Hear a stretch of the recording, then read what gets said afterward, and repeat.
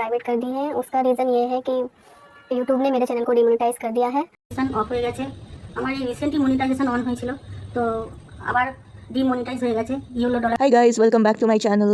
तो मैं आ गई हूँ एक और गुड न्यूज़ के साथ। सो गुड न्यूज़ ये है, DM food shoot with DM और तांद्रा ईटिंग व्लॉग नाम का एक चैनल है, दो चैनल है, दोनों डिमोनेटाइज हो गए हैं। और फूड शूट विद डीएम का तो पहले भी एक बार टर्मिनेट हो गया था, फिर उसने बड़ा ही स्टाइल में आके दूसरा चैनल बनाया था सेम नाम से, अब वो भी डिमोनेटाइज हो गया है। तो भाई ले दे के बात यही है कि क्रंच वीडियोस बना के आप अपना कंटेंट चला रहे हो, आप गाइडलाइंस तक नहीं पढ़ रहे हो कि गाइडलाइंस कहती क्या है ना। अंदर अंदर से पता इन लोगों को सब है कि ये यूट्यूब अलाउ करता ही नहीं है, फिर भी इनको क्या है ना, देखो लो लाइफ है, एक तो स्किल्स नहीं है, कुछ भी टैलेंट नहीं है, ना व्लॉगिंग का टैलेंट है, ना कुछ भी खाना पकाने का टैलेंट है, ना कुछ XYZ करने का टैलेंट है। तो क्या करेंगे जब जाहिलों के हाथ में यूट्यूब जैसी चीज़ मिल गई और इनको जब पता चल गया कि यूट्यूब से पैसा कमाया जा सकता है, तो इजी मनी कमाने का इससे ज़्यादा बेस्ट तरीका और हो ही क्या सकता है। पहले तो आप लोग ऑफलाइन खाते थे, अब इसी को बिज़नेस बना लो, ठीक है। उसके बाद में दूसरे लोगों को भी लत दिलवा लो और अपने सेलर्स को प्रमोट कर लो और सेलर से भी कमीशन कमा लो, है ना। तो ये क्या हुआ, बुरी आदत से आप जो अपना चैनल चला रहे हो उसके बदले में आपको पैसे मिल रहे हैं। पर नहीं, इतना इजी नहीं है यूट्यूब से पैसा कमाना। अब पहले होता था कि बड़े बड़े क्रंचर्स अपना चैनल चला लेते थे पूरे 1 साल तक और इनकम जनरेट करते थे, अच्छे से कमाते थे, क्योंकि पहले लोग रिपोर्टिंग नहीं करते थे। आजकल रिपोर्टिंग ज़्यादा हो रही है, ठीक है। और रिपोर्टिंग के वजह से यूट्यूब हमेशा अपने पॉलिसीज़ में चेंजेस कुछ ना कुछ लाते रहते हैं, वो हर टाइम रहते हैं, हर साल लाते हैं, हर थोड़े कुछ महीने में कुछ ना कुछ चेंजेस लाते हैं, क्योंकि उनको अपना प्लेटफॉर्म को बेटर करना है। अपने प्लेटफॉर्म को इम्प्रूव करेंगे तो चेंजेस तो लाएंगे ना। चेंजेस लाते हैं, उनको पता चलता है, वहाँ पे सब रिव्यू होता है कि रिपोर्ट्स किस तरीके की आ रही है, किस कंटेंट के ऊपर ज़्यादा रिपोर्ट्स आ रही है। तो इसी वजह से वो फिर डिसाइड करते हैं कि इस कंटेंट को आगे बढ़ाना है या नहीं बढ़ाना है। अभी कुछ ऐसे चैनल भी है जैसे एंटरटेनमेंट्स व्लॉग करके चैनल है, वो डिमोनेटाइज नहीं है। तो मैं सबसे रिक्वेस्ट करूँगी प्लीज़ उसके ऊपर थोड़ा फोकस किया जाए। बाकी जो भी क्रंचर्स के सारे चैनल्स होते हैं मैं अपने कम्युनिटी पोस्ट पर शेयर करती रहती हूँ, प्लीज़ उसको देखा जाए। दूसरा, हैप्पी किड नाम की एक यूट्यूबर है, वो भी अपनी कम्युनिटी पोस्ट पर सारे क्रंचर्स की लिंक लगाती है, तो उसको भी आप लोग देख सकते हो, ठीक है। कोई भी क्रंचर है, अगर आप अपने कंटेंट कोई एडिटर के चैनल पे देखते हो तो उसको कॉपीराइट दिया करो, नहीं दोगे तो नुकसान आप ही का है, मेरा तो कुछ नहीं जाने वाला, ठीक है। तो बात करते हैं अभी फूड शूट विद डीएम के इस वीडियो के नीचे एक कमेंट था, लोकेश करके कोई यूज़र है, उन्होंने ये लिखा है, मेरा भी चैनल मोनेटाइज नहीं हो पा रहा है, मुझे भी सेक्सुअल कंटेंट बताया है और मैं भी क्या करूँ, प्लीज़ मुझे कोई बताओ, मैं क्या करूँ, प्लीज़ मुझे हेल्प मी। तो देखो, कर तो तुम यही सकती हो कि ब्लॉगिंग में स्विच कर लो, कुछ अदर कंटेंट में स्विच कर लो, तो कहीं ना कहीं यूट्यूब में जाके तुम्हारा कुछ मुकाम बनेगा। अभी क्या है कि यूट्यूब में आप ग्रो करने के लिए आपको अच्छा कंटेंट देना पड़ेगा। आप क्या कचरा दोगे तो लोग देखेंगे नहीं, पहली बात तो। दूसरा, ये ईटिंग डिसऑर्डर है जो यूट्यूब कभी भी इसको ग्लोरीफाई या प्रमोट नहीं करता है। यूट्यूब ने खुद अपने एक ट्वीट में ये कंफर्म किया था कि we are not encouraging any content which is promoting eating disorder. Eating disorder suicide and self injury category के अंदर ही आता है।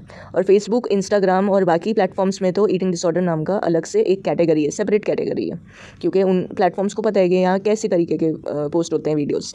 तो समझदारी इसी में है। बहुत सारे ऐसे क्रंचर्स हैं जो अपना कंटेंट को स्विच कर रहे हैं। फॉर एग्जांपल, डिवाइन क्रंच नाम से एक चैनल है, लास्ट वीडियो थी जॉन्डिस से रिलेटेड, उस पर डिवाइन क्रंच ने अपना कमेंट डाला था और उन्होंने मुझे बोला था कि उनकी कम्युनिटी में अपने चैनल पर शेयर कर दूँ। वो भी अपना क्रंचिंग कंटेंट छोड़ रहे हैं क्योंकि उनको भी हेल्थ इफेक्ट्स हुए हैं ये सब खाने की वजह से। और उन्होंने ये भी लिखा है कि किसी ने उन्हें पूछा था कि आप 100%, मतलब आप तो सिर्फ क्रंच करते थे, आप स्वैलो नहीं करते थे, फिर आपको क्या हो गया। तो उन्होंने ये लिखा कि 100% मैं क्रंच करती थी, स्पिट करती, फिर भी 25% तो कहीं ना कहीं अंदर जाता ही है। वो सही बात है, क्योंकि आपको जब टेस्ट आता है, आपके टंग में बहुत सारे रिसेप्टर्स होते हैं, टेस्ट रिसेप्टर्स होते हैं, टेस्ट बड्स होते हैं, तो कहीं ना कहीं आपकी जीभ में वो चीज़ जो आप खा रहे हो, जिसको आप चबा रहे हो, वो कहीं ना कहीं एब्जॉर्ब होती ही है। अगर आपको मेरी बात समझ में नहीं आ रही है तो आप कभी करेले का रस कभी आप मुँह में डाल के देखना, फिर उसे मुँह में डाला और फिर थूक देना, फिर उसे थूक देना, बिल्कुल थूक देना। जब थूक दोगे ना उस चीज़ को, फिर भी मुंह में कड़वाहट रह ही जाएगी। क्यों रह जाएगी कभी, क्योंकि आप मुंह में डाल चुके हो ऑलरेडी, वो एब्जॉर्ब हो चुका है आपके टंग के अंदर, है ना। कोई भी आप दवाई खाओ या कुछ भी खाओ, चलो कोई नहीं, मेरे समझाने से कुछ नहीं होगा आप लोगों का, जिसको क्रंच करना है वो तो करता रहेगा और हम लोगों को रिपोर्टिंग करनी है, हम तो करते रहेंगे, हमें कोई नहीं रोक सकता।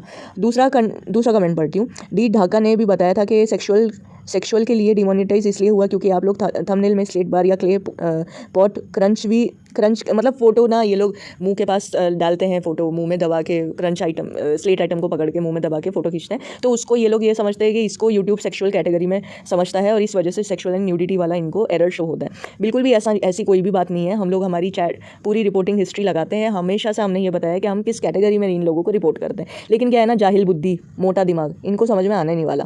देखो, गाइडलाइंस में ये लिखा गया है, अगर आप ईटिंग डिसऑर्डर को ग्लोरीफाई कर रहे हो अपने वीडियो में तो उस ऐसी वीडियोस को एज रिस्ट्रिक्ट करता है यूट्यूब। एज रिस्ट्रिक्ट करता है तो मे बी उनको फिर सेक्सुअल एंड न्यूडिटी वाला एरर शो हो रहा होगा। ये एक ग्लिच है और कुछ भी बात नहीं है। हम सेक्सुअल एंड न्यूडिटी में रिपोर्ट क्यों करेंगे? हम अगर रॉन्ग कैटेगरी में रिपोर्ट करेंगे तो हमारा भी यूट्यूब अकाउंट डिसेबल हो जाएगा। इतना भी पता है किसी को? चलो कोई नहीं, इनको तो पता नहीं चलने वाला। आगे पढ़ते हैं। एक एंजल गेमिंग नाम की एक छोटी क्रंचर है, अंडर एज क्रंचर है। उसने भी उसका भी चैनल हाल ही में डिमोनेटाइज हुआ था। मैंने लास्ट थर्ड वीडियो इस मैटर के ऊपर बनाई थी। तो उसने अपने चैनल पे वापस से क्रंच वीडियो डाला। तो किसी ने पूछा कि आप वापस से क्रंच क्यों डाल रहे हो? तो उसने ये लिखा कि मैंने सोचा कि मैं भी कुछ करूँगी, लेकिन अभी मेरे पास उतना टाइम नहीं है। एक चैनल है उसमें व्लॉग डालूंगी और 2 मंथ के बाद मुझे खाने का बहुत मन कर रहा था। कि 2 महीने क्यों बोला? क्योंकि 1 मंथ इसका पास हो चुका है। 90 डेज़ का डिमोनेटाइजेशन पीरियड होता है। तो डिमोनेटाइजेशन पीरियड में अगर आप फिर भी वापस से कोई गलती कर रहे हो तो आपका चैनल डायरेक्टली टर्मिनेट हो सकता है। और डिमोनेटाइजेशन पीरियड में आप दूसरा कोई नया चैनल भी नहीं बना सकते using same email ID and same phone number. और ये तो अपनी माँ से छुपा के खा रही है। मैंने प्रूफ भी डाला था इस बात का। और इसको कौन स्लेट आइटम कौन प्रोवाइड कर रहा है ना, मुझे ये बात बताना कहीं से पता करके। तो ये जो सेलर्स है ना, ये देखते नहीं है कि ये किसको बेच रहे हैं क्ले आइटम। उनको क्या पड़ी है यार कि कोई अंडर एज लड़की खा रही है कि कोई एडल्ट खा रही है, उनको क्या पता? उनको बिल्कुल भी नहीं पता। फेरी क्वीन नाम की एक क्रंचर है। इसका चैनल का नेम है बेबो क्रंच, कुछ ऐसा ही नाम है। इसका भी चैनल डिमोनेटाइज हुआ था और ये यहाँ पे इसको समझा रही है कि टीथ भी ख़राब होते हैं, ऐसे ही बनाकर फोकट डेटा और आइटम वेस्ट कर रही हो। मेरे से ज़्यादा कौन एक्सपीरियंस मिलेगा तुमको बताने वाला। बिल्कुल सही बात है, बिल्कुल समझदारी से ये अपना क्रंच बंद कर चुकी है आई थिंक। तो ऐसे लोगों को मैं हमेशा एंकरेज ही करूँगी कि आप अपना क्रंचिंग कंटेंट छोड़ दो और आप व्लॉगिंग में स्विच कर लो या कुछ और चीज़ में स्विच कर लो। क्योंकि देखो, आपको यूट्यूब से पैसा कमाना है। अल्टीमेटली आप पैसा कमाने के लिए ही खा रहे हो। आप ऐसे कंटेंट में अपना टाइम क्यों इन्वेस्ट कर रहे हो जिस कंटेंट में ना कोई फ्यूचर है, ना आपको कोई श्योरिटी है कि आपका चैनल ग्रो होगा? बिल्कुल ही पॉसिबल नहीं है कि कोई भी एक क्रंचर एक सिंगल चैनल को पूरा 1 साल तक टिका के रखे बिना कोई एज रिस्ट्रिक्शन के और बिना मोनेटाइज तो आप कर ही लोगे, क्योंकि क्रंच कंटेंट देखने वाले बहुत सारे नशेड़ी लोग हैं, वो तो देखेंगे ही। मोनेटाइज तो आप कर लोगे, लेकिन मोनेटाइज चैनल को आप सस्टेन कैसे करके रखोगे? क्योंकि येलो डॉलर आएगा रिपोर्टिंग के वजह से, येलो डॉलर आएगा, फिर बाद में अकाउंट टर्मिनेट हो जाएगा, डिमोनेटाइज हो जाएगा चैनल। फिर डिमोनेटाइज चैनल का आप अचार डालोगे, क्या करोगे उस चीज़ का?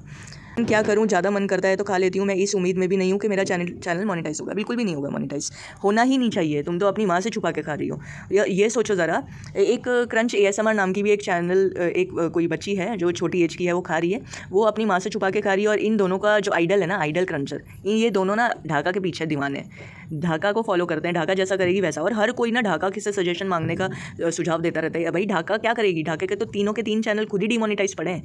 वो 10 चैनल चलाती है बंदी, वो 10 चैनल चलाती है, तब जाके उसके 4 चैनल मोनेटाइज पड़े हैं, उसमें से 3 चैनल और उसके डिमोनेटाइज पड़े हैं। और एक बड़ा वाला चैनल जो उसका सिल्वर प्ले बटन जिसमें वो लेके आई है, फेक वाला, नकली उसने दिखाया है अपना ईगो सेटिस्फाई करने के लिए, वो चैनल तक उसका डिमोनेटाइज हो गया। वहाँ पे कंटेंट क्यों नहीं पोस्ट कर रही है वो? आप खुद ही सोचो ना। आप खाली सिल्वर प्ले बटन जब आपको आ जाएगा तो आप वहाँ पे कंटेंट डालना छोड़ दोगे? आप तो उसको और ज़्यादा यूज़ करोगे ना उस चैनल को, क्योंकि वहाँ से आपको व्यूज़ मिल रहे हैं। आप बड़े चैनल को कैसे छोड़ सकते हो? बिल्कुल भी नहीं छोड़ सकते। तो ये बेवकूफ़ बनाने के इन लोगों के काम धंधे और कुछ भी नहीं है। और मेरी एक नेक्स्ट वीडियो होगी कि जैसे कि हम लोग रिपोर्ट करते हैं, तो मैंने जैसे कि कहा था कि हमारे चैनल पे भी रिपोर्ट करने वाले लोग कम नहीं हैं। तो मैं ऐसे 2 चैनलों के बारे में आप लोगों को बताऊंगी जो हम लोगों के ऊपर रिपोर्टिंग करवा रहे हैं। नेक्स्ट टाइम बताऊंगी, नेक्स्ट वीडियो में बताऊंगी। वीडियो ज़्यादा लंबी हो जाती है तो बोरिंग हो जाता है। तो चलिए मिलते हैं नेक्स्ट वीडियो में, एंड तब तक के लिए बाय, टेक केयर और कीप रिपोर्टिंग।